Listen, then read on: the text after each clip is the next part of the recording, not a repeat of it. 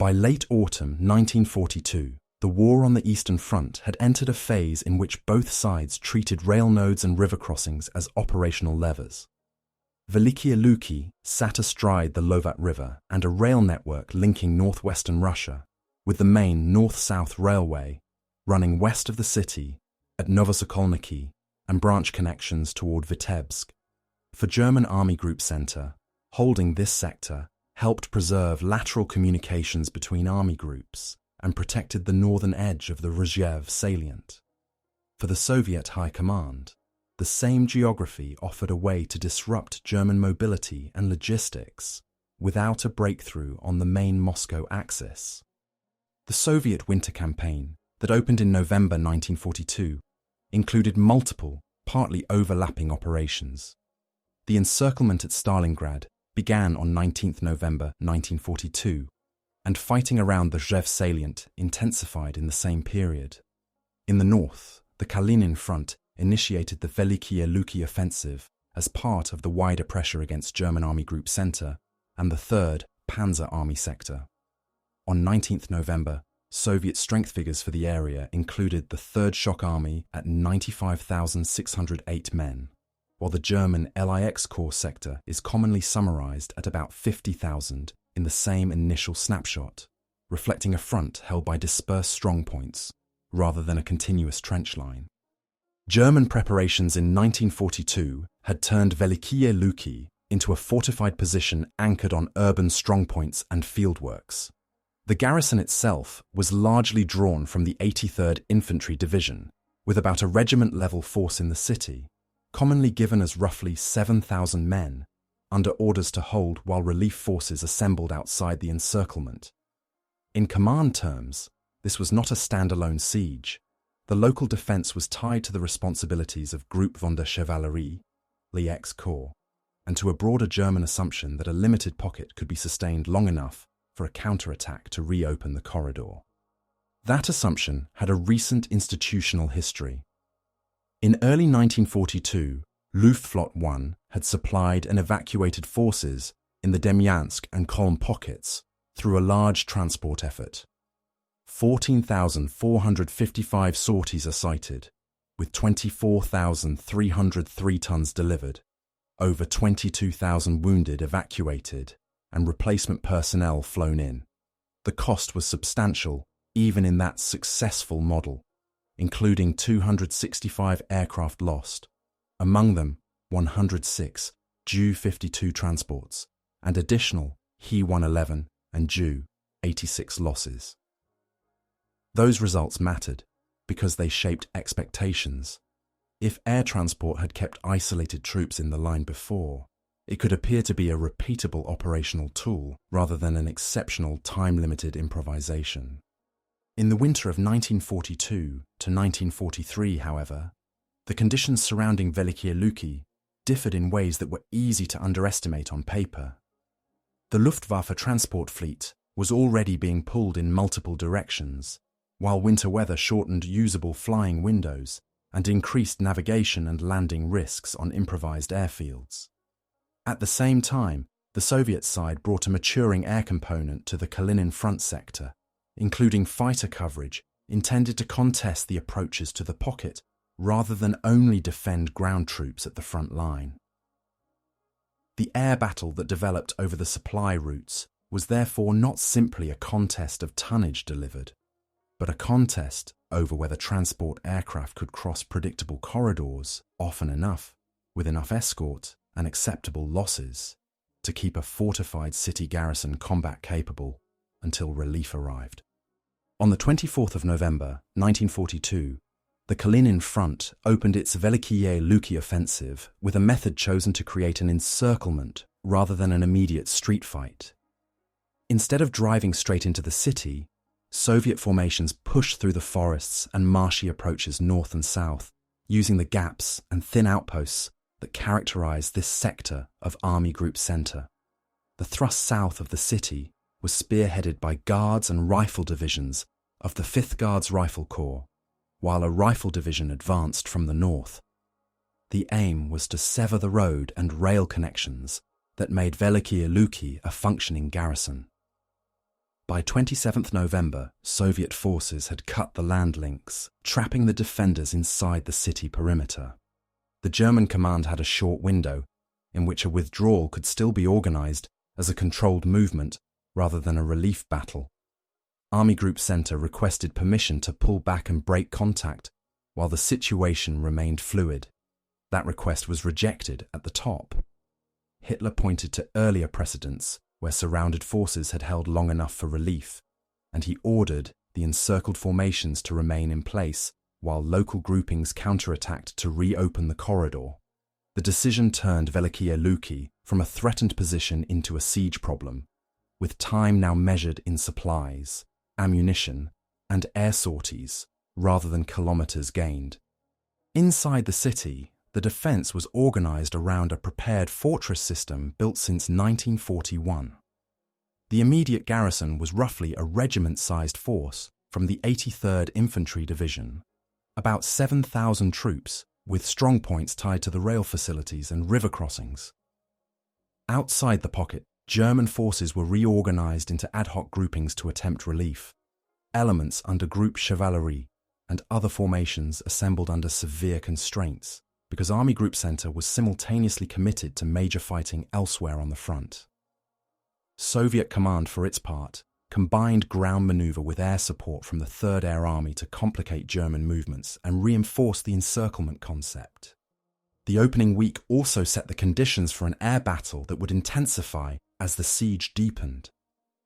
The garrison could not rely on a normal airfield inside the perimeter.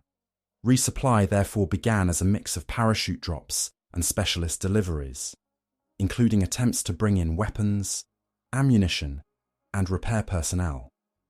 Much of what was dropped fell outside the shrinking German-held area, creating a distribution problem even when flights reached the city. At the same time, Soviet pressure along the approaches increased the importance of denying German aircraft predictable routes and predictable drop zones. For the Luftwaffe, the initial choice to support Velikiye Luki from the air did not begin in a vacuum. In the winter of 1941 to 1942, German experience at Demyansk and Kolm had reinforced a belief that aerial resupply could keep surrounded troops combat effective until a ground relief force arrived. That lesson, remembered in German planning, was now applied again under different conditions: harsher air opposition, a deteriorating fighter situation, and competing demands from other fronts. Velikiye Luki entered December as a siege sustained by a decision to hold, a relief plan still forming, and an air bridge that would soon become a primary battlefield in its own right. By early December 1942, the battle had shifted from maneuver to a pair of competing plans.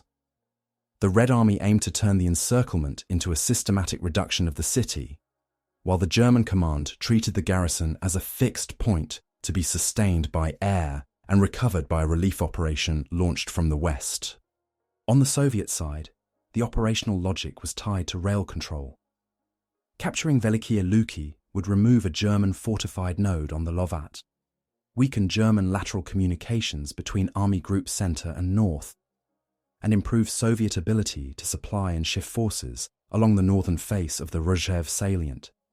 The Kalinin front built its plan around the 3rd Shock Army, reinforced with Guards rifle formations, engineers and armour in small packets rather than large tank corps, committed to a single breakthrough. Rifle divisions and Guards rifle divisions were assigned specific roles. Some maintained the encirclement ring, others pushed into the suburbs and the rail facilities, and additional units screened westward against relief attempts. Separate tank units and engineer brigades were used to breach fieldworks, clear strongpoints, and keep movement possible in winter conditions. Air support came from the 3rd Air Army, which was expected to combine battlefield sorties with a practical mission: contest the air routes that German transport aircraft would have to use. Soviet planning treated German resupply as a predictable system problem.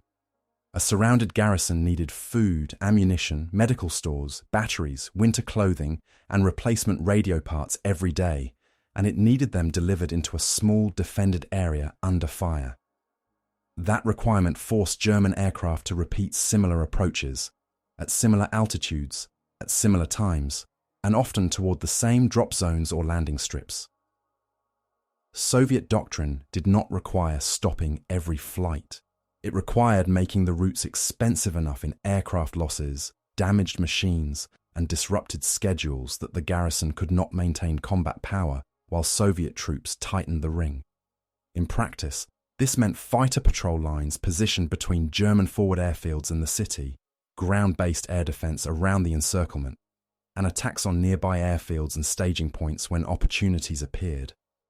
German planning began from a different set of assumptions.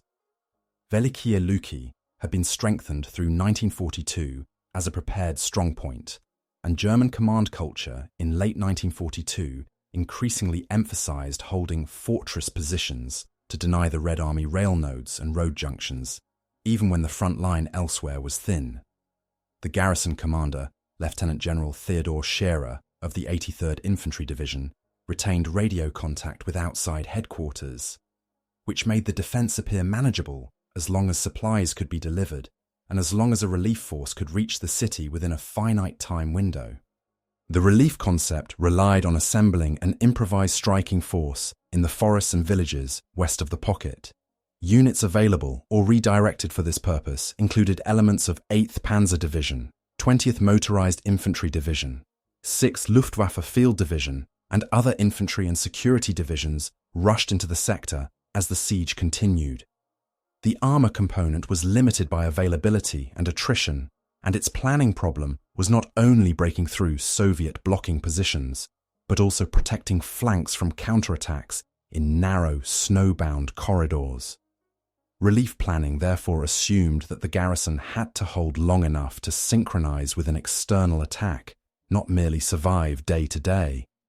The air plan was the hinge between these ground intentions and reality.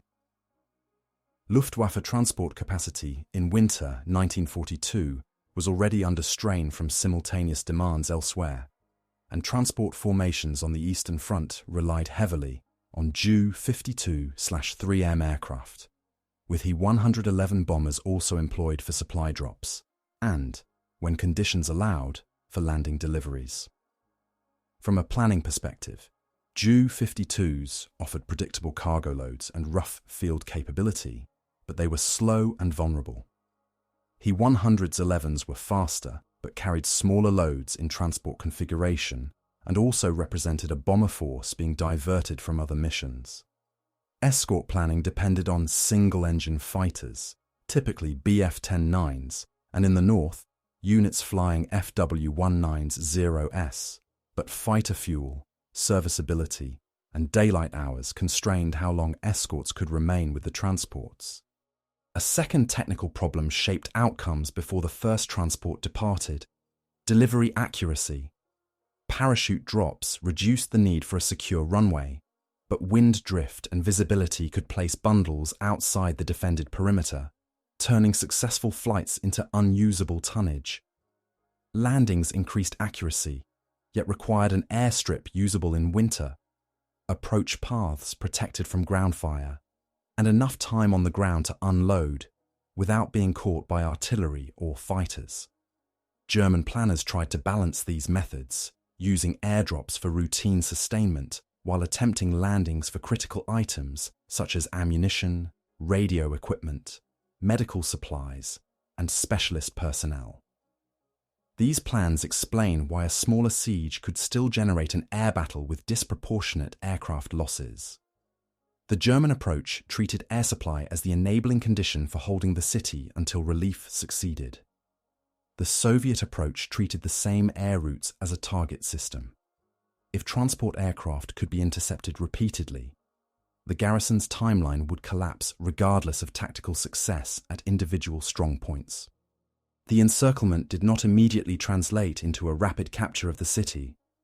On November 25, 1942, Soviet infantry pushed in from multiple directions, testing the prepared defences and looking for a breach before a relief force could assemble. The first attacks were repulsed, and renewed assaults on November 26 also failed to dislodge the defenders. By November 27th, the ring closed completely, and from that point, the garrison's communications with the outside shifted to radio, while its tactical reality became a shrinking urban perimeter under artillery fire. The early ground fighting followed a pattern that reflected both sides' constraints. Soviet formations pressed hard at key entry points and at the rail facilities because the station area and adjacent depots concentrated the city's remaining military value. German infantry concentrated around strong points built into buildings, rail embankments and fieldworks that tied the city to the Lovat crossings.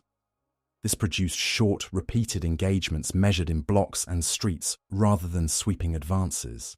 Soviet units often attacked with limited armor support in winter conditions, while German defenders relied on pre-sighted fire, barricades, and small counterattacks to restore a line after each penetration.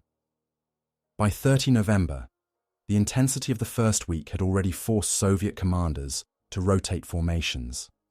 Two Guards rifle divisions that had taken major losses in the opening assaults were pulled back for rebuilding. This was an early indicator of the operational trade-off facing the attackers. Urban strongpoints could be reduced, but doing so required persistent pressure and engineer work, and the attrition fell fastest on assault infantry. Outside the pocket, the first relief-related clashes developed around Novosokolniki and the rail line west of Velikiye Luki. German commanders treated this corridor as the prerequisite for any later breakthrough to the city. In early December, German mountain infantry and other units managed to regain sections of the rail line south of Velikiye Luki, and between 1 and 12 December, German counterattacks northeast of Novosokolniki pushed Soviet forward elements back by about 10 kilometers. These were limited advances, but they stabilized the line and reduced the immediate risk of a deeper Soviet exploitation toward the main rail junction. German reinforcement planning relied on units that were available in the northern and central sectors, rather than forces tailored for an urban relief battle. One of the key formations redirected into the sector, 8th Panzer Division, arrived understrength. Its Panzer Regiment is commonly described as having 32 operational tanks at the start of its move, with 27 of those being older Czech models. The division's approach toward Velikiye Luki became a series of fighting advances through villages and forest tracks, with Soviet blocking positions forcing frequent dismounting and local assaults rather than a continuous armoured drive. While these first engagements were unfolding on the ground, the air supply effort began in an improvised form. There was no secure airfield inside the perimeter, so the Luftwaffe relied on parachute drops and, when conditions permitted, glider landings into confined spaces within the defended area. Parachute delivery reduced landing risk, but created a distribution problem. Wind and visibility often pushed bundles beyond the German-held sector, turning flown tonnage into supplies the garrison could not recover. Glider deliveries improved accuracy for high-value items and small specialist teams, but required low approaches through concentrated small-caliber anti-aircraft fire and exposure to fighter interception along predictable routes. Soviet air and air defense activity during this opening phase did not need to seal the sky completely to affect outcomes. It needed to impose losses and disruption on a schedule that the garrison could not absorb. Each transport sortie also competed with the Luftwaffe's other commitments in the same winter, including the far larger airlift effort around Stalingrad. In practical terms, the first weeks at Velikiye Luki produced an operational contradiction. The garrison was ordered to hold. Relief forces were not yet strong enough to break the ring, and the air supply system was already operating under fire, with an increasing share of deliveries failing to reach the defenders in usable form. By mid-December 1942, the siege entered a phase in which both sides treated time as the decisive variable. The garrison could still resist in prepared positions, but its combat power was now tied to a supply flow that had no secure ground corridor. The Soviet command, after the first costly assaults, shifted emphasis toward tightening the ring, neutralizing individual strongpoints with artillery and engineers, and preventing the relief force from synchronizing with the defenders. Outside the pocket, German priorities were split. The relief route required first stabilizing the sector around Novosokolniki and the rail line west of Velikiye Luki. Counterattacks in early December regained sections of track south of the city, and by December 12th, attacks northeast of Novosokolniki pushed Soviet elements back about 10 kilometers. These actions reduced immediate pressure on the rail junction, but they also consumed the limited infantry strength available. By December 18th, the 20th Motorized Division and 291st Infantry Division together were reported at roughly 6,200 men, a figure that illustrates how quickly the relief effort was being hollowed out before it reached the encirclement line. In the city, the crisis was documented in radio traffic rather than in sweeping territorial changes. On December 15th, the garrison commander reported that losses were high, reserves were limited, and ammunition was strained, even as morale was being maintained under siege conditions. The practical meaning was that the defense could continue to trade space for time only if key items arrived: rifle and machine gun ammunition, mortar rounds, Nebelwerfer rockets, medical supplies, and replacement radio parts. Each day without a usable delivery narrowed the garrison's options, because holding in an urban fortress still required constant expenditure of ammunition to stop assaults and counter-penetrations. The air supply effort expanded in parallel with the deterioration on the ground, but it did not solve the garrison's central problem: usable tonnage delivered into a small defended area. Parachute drops could be launched even without a runway, but wind drift and the changing front line meant a significant share fell into Soviet-held ground. Glider landings increased delivery accuracy for high-value loads, but they required daylight, acceptable visibility, and approaches through dense, small-caliber anti-aircraft fire. The net effect was that the air effort produced a paradox. Sorties increased, risk increased, and yet the garrison still faced shortages because much of what was flown never became usable supplies. For Soviet air units, the supply corridor itself became a battlefield. Transport aircraft and their escorts had to fly repeated routes at predictable times, and Soviet fighters could plan interceptions accordingly. Ground-based air defenses around the pocket added a second layer of attrition near the drop zones and landing areas. The outcome did not depend on stopping every flight. It depended on imposing a loss rate that forced the Luftwaffe to choose between continuing deliveries at mounting cost or reducing flights, and accepting that the garrison's ammunition and food stocks would dictate surrender terms. Late December brought the crisis to a clearer operational test. A renewed German attempt to reach the city ran into strong Soviet defensive positions and halted with heavy damage. That failure mattered beyond the ground battle. It confirmed that the garrison would remain dependent on air supply into January, while the Luftwaffe transport and bomber units were simultaneously being demanded for other emergencies on the Eastern Front. In practical terms, Velikiye Luki was now a siege sustained by aircraft under interception pressure, with a relief force losing strength faster than it could gain ground, and with the defenders inside the city calculating endurance in days of ammunition rather than in lines on a map. The campaign reached its highest operational tempo in the first week of January 1943, when the German relief plan and the Soviet reduction plan collided on a compressed timeline. On January 4th, the German command launched Operation Totila, the most coordinated attempt to reopen the land corridor to Velikiye Luki. The relief force drove in two spearheads, combining understrength armour with motorised infantry and attached infantry battalions, advancing along winter roads bordered by forests and villages that offered Soviet defenders repeated positions for blocking actions and flank pressure. The German approach aimed to achieve a narrow breakthrough rather than a broad front advance. The logic was simple. Even a corridor measured in a few kilometres could restore ground supply, evacuate wounded, and enable rotation of units inside the pocket. In the first days, the spearheads advanced, to within about 8 kilometers of the city. This distance mattered tactically because artillery could still not support the garrison directly, but it was close enough to suggest that a final push might connect with an internal breakout if the garrison retained mobility and ammunition. The Soviet command treated the relief attempt as a second encirclement problem.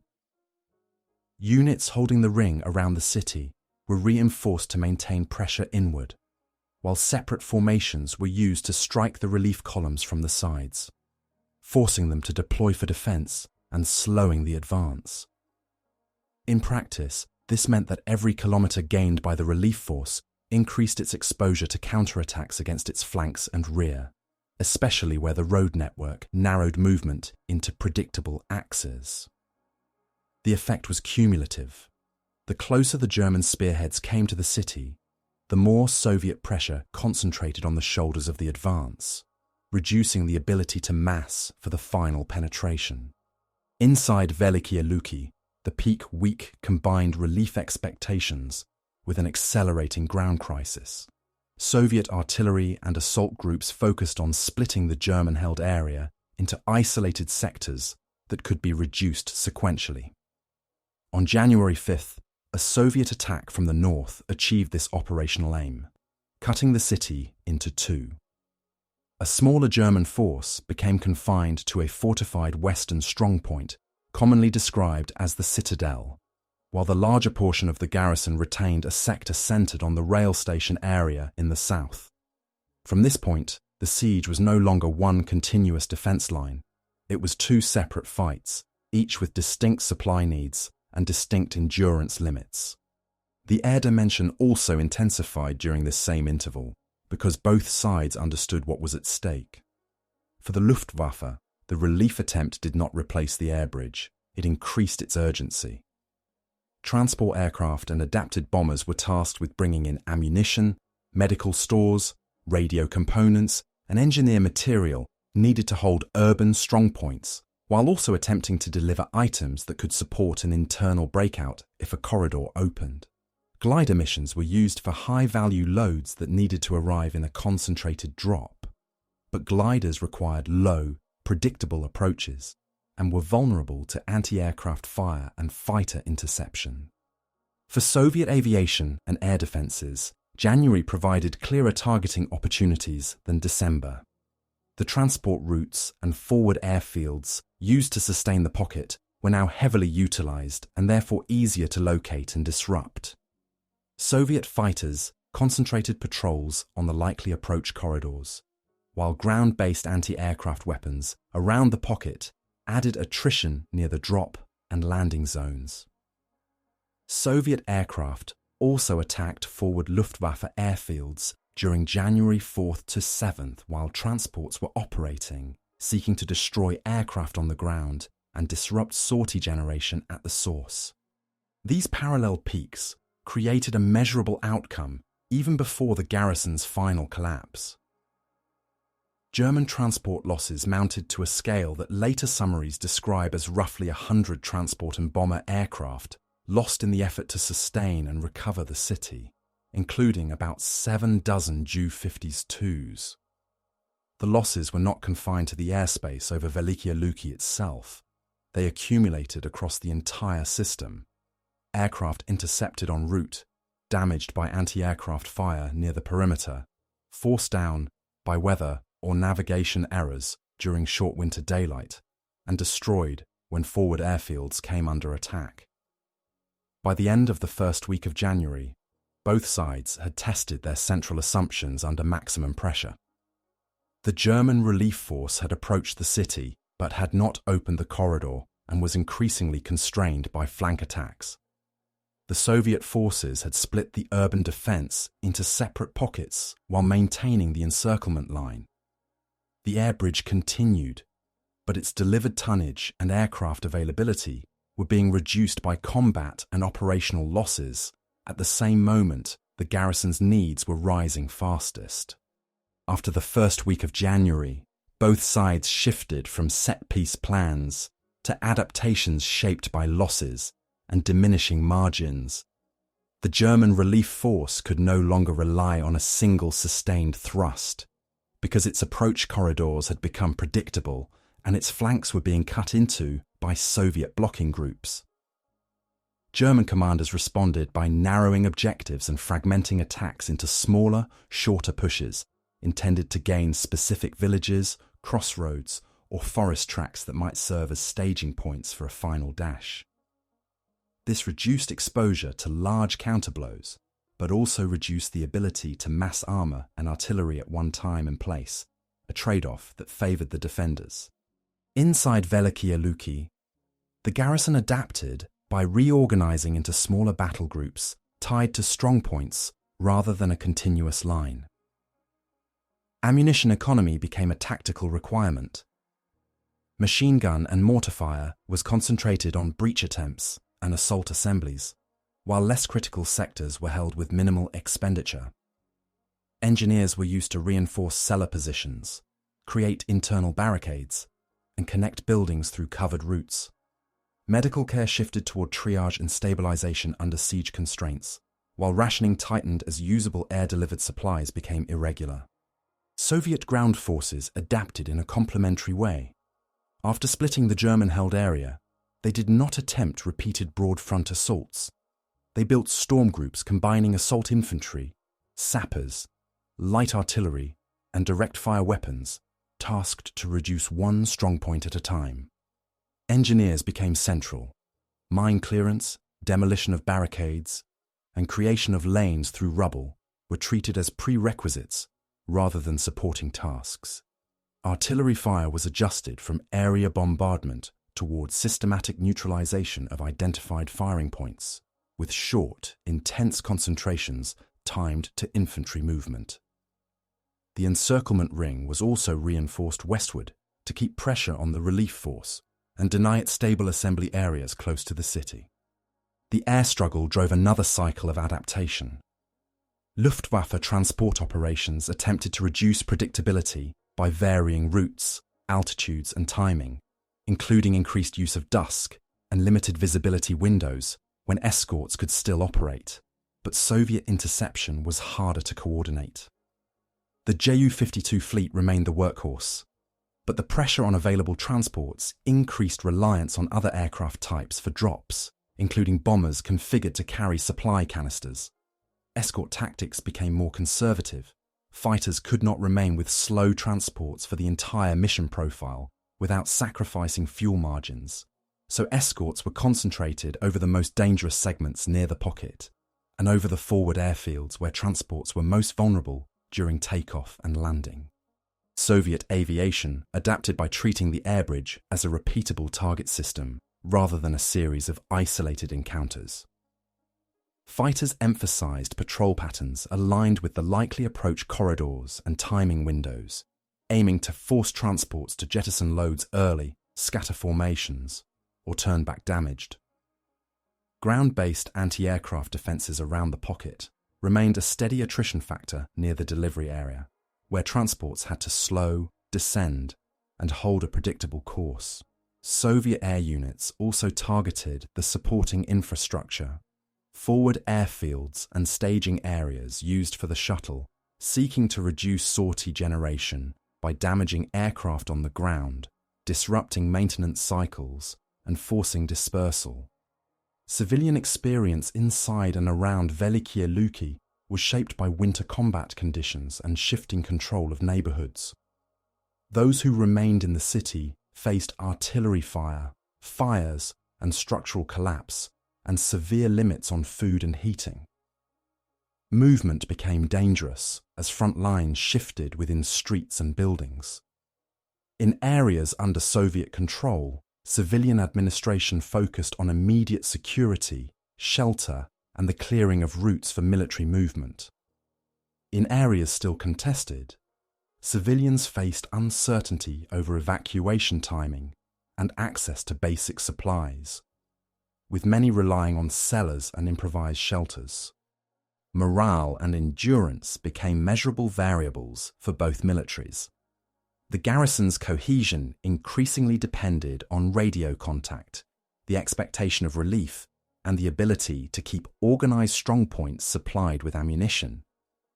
For the German relief force, repeated short attacks without a breakthrough increased fatigue and reduced confidence in a corridor opening before the defenders exhausted supplies. For Soviet troops, the reduction of a fortified city required sustained assault work under close-range fire and winter conditions, with success depending on maintaining pressure without repeating the high-loss frontal tactics of late November. By mid-January, both sides had adapted their methods, but the underlying balance had shifted. The German defense now depended on an air system losing aircraft faster than it could replace them, while Soviet forces had converted the siege into a controlled reduction, supported by interdiction of the supply routes. The turning point came when the siege stopped being a question of hold until relief and became a sequence of isolated collapses inside a sealed perimeter. After Operation Totila reached its closest approaches in early January, Soviet counterattacks against the shoulders of the German advance forced the relief force to fight for its own supply and cohesion. The corridor did not open, and the prospect of a coordinated link-up with an internal breakout narrowed to a short, uncertain window. Within the city, Soviet assault groups exploited the earlier split of the defense. The southern sector, organized around the rail station area, became the primary objective because it contained the densest cluster of command posts, depots, and covered routes. Soviet tactics emphasized bounded advances. Artillery concentrations, engineer demolition of barricades, and direct-fire weapons brought forward to neutralize specific buildings and firing points. German defenders responded with local counterattacks and a tighter strongpoint system. But the separation between the southern pocket and the western citadel meant resources could no longer be redistributed across the garrison. At the same moment, the air bridge crossed its own threshold. The Luftwaffe could still dispatch transports and adapted bombers, but the system was now losing aircraft across the full mission cycle. Interception on approach routes, anti-aircraft fire over the delivery area, damage and forced landings in winter conditions, and strikes on forward airfields during peak sortie generation.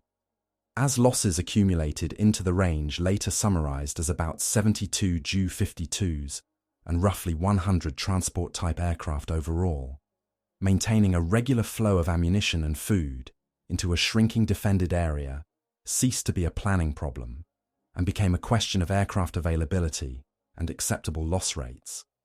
When escorts could not cover every segment and sorties could not be replaced at the same tempo, the garrison's endurance began to contract faster than the relief force could close distance.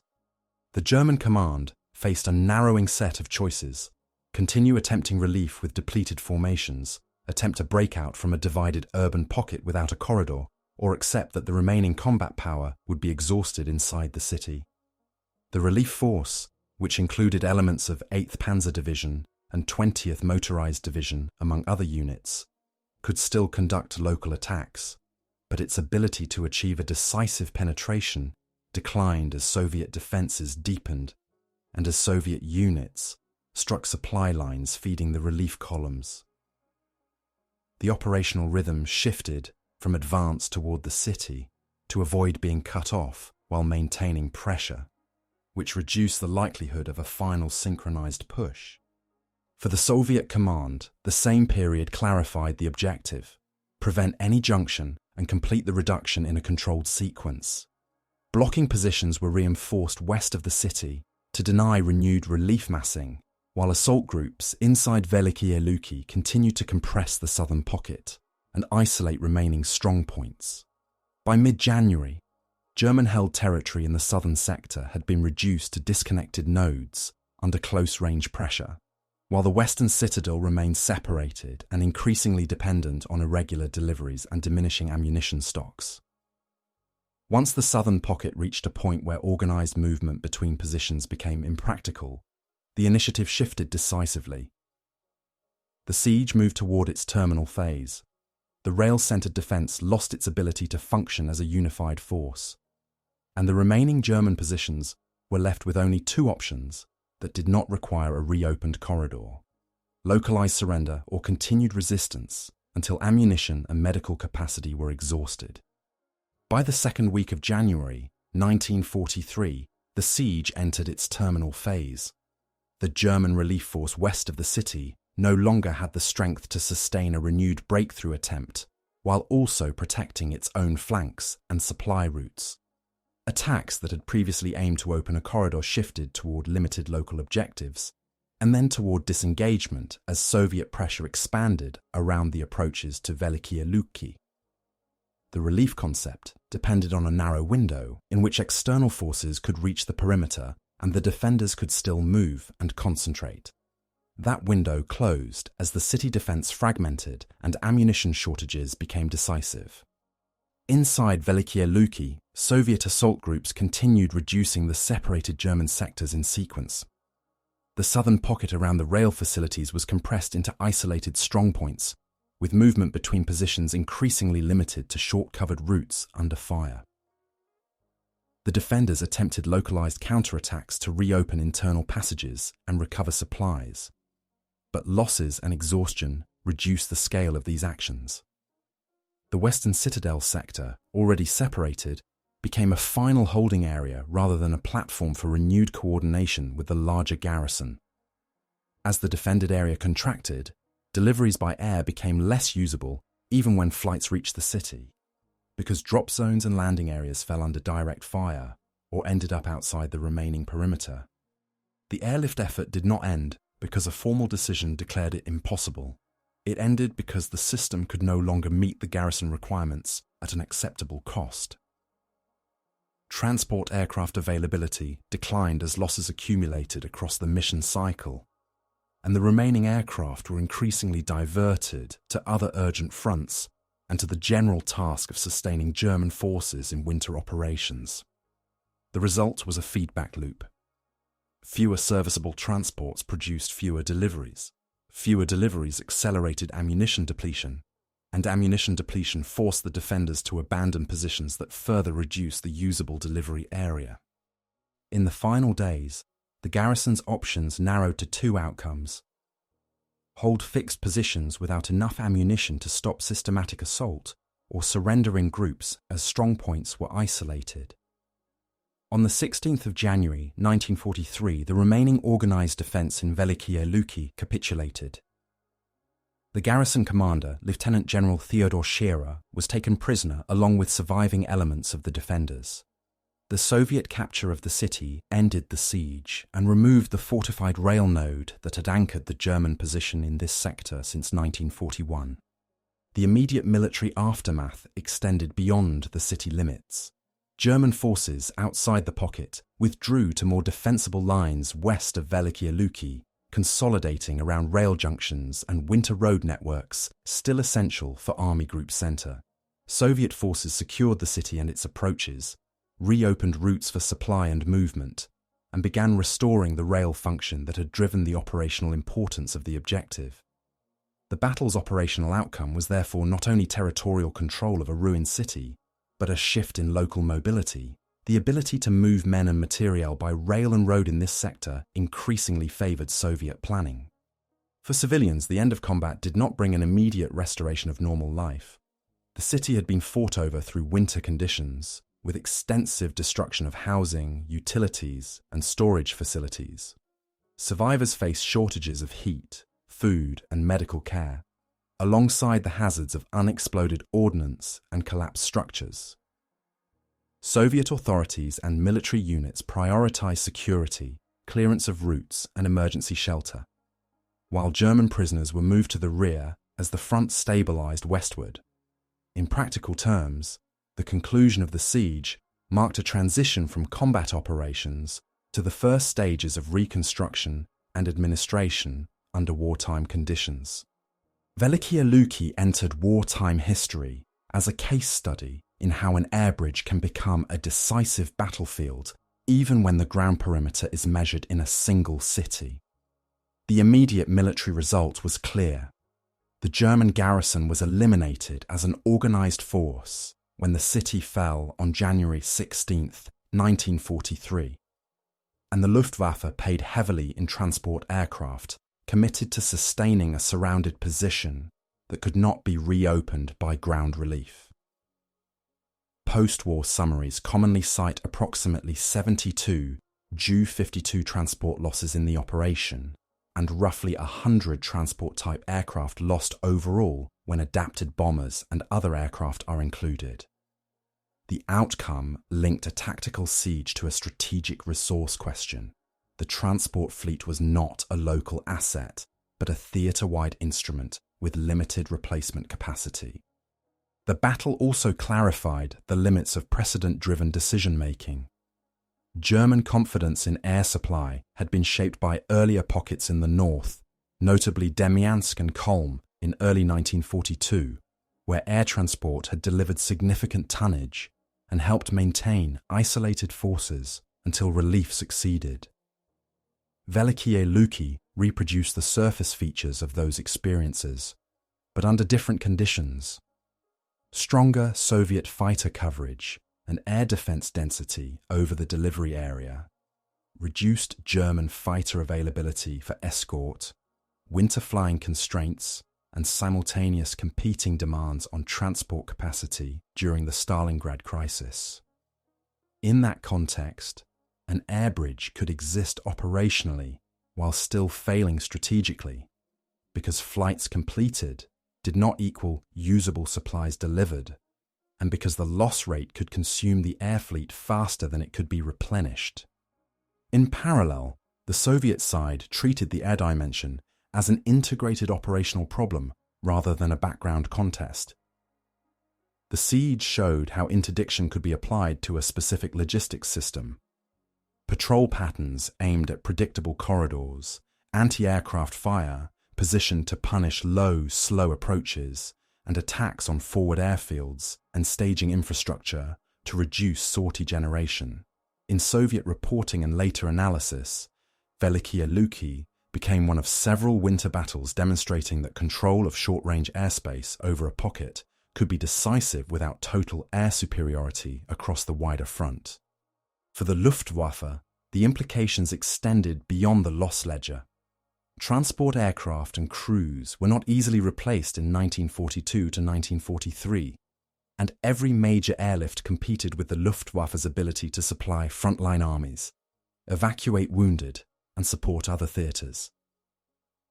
Aircraft losses at Velikiye Luki and the much larger losses incurred attempting to supply Stalingrad together reduced flexibility in subsequent months, when German forces increasingly relied on air transport to stabilise crises across a long front. The campaign therefore illustrates a structural constraint. Even when an air bridge can be organised, the opportunity cost in aircraft, crews, maintenance capacity, and fighter escort time may outweigh the temporary extension of a surrounded position. In historical interpretation, Velikiye Luki is often compared with Stalingrad, because both involved the idea that air supply could sustain an encircled force until relief. The scale differed, but the decision logic was similar. A ground command committed to holding a fixed position for operational and political reasons, and an air command tasked with converting aircraft availability into endurance. Velikiye Luki demonstrated that repeating the concept on a smaller objective did not necessarily reduce the risk. It could still produce high transport losses when the opponent concentrated interception and when the defended area contracted faster than supplies could be delivered. The battle's legacy is also visible in memory and commemoration. In Soviet wartime narratives, the capture of Velikiye Luki was presented primarily as a successful winter operation that removed a fortified rail node and weakened German defences in the northwestern sector. In German accounts, the episode appeared as one of several winter sieges where local tactical endurance could not compensate for broader operational constraints and for a shrinking margin of air and ground mobility. Post-war scholarship has tended to treat Velikiye Luki as evidence that airlift outcomes depend less on a single variable than on the interaction of air superiority in the delivery corridor, the availability of escorts, the usability of drop or landing zones, weather and navigation constraints, and the realistic timing of ground relief. In that sense, the Velikiye Luki air battle endures as a tightly bounded example of a larger Eastern Front pattern.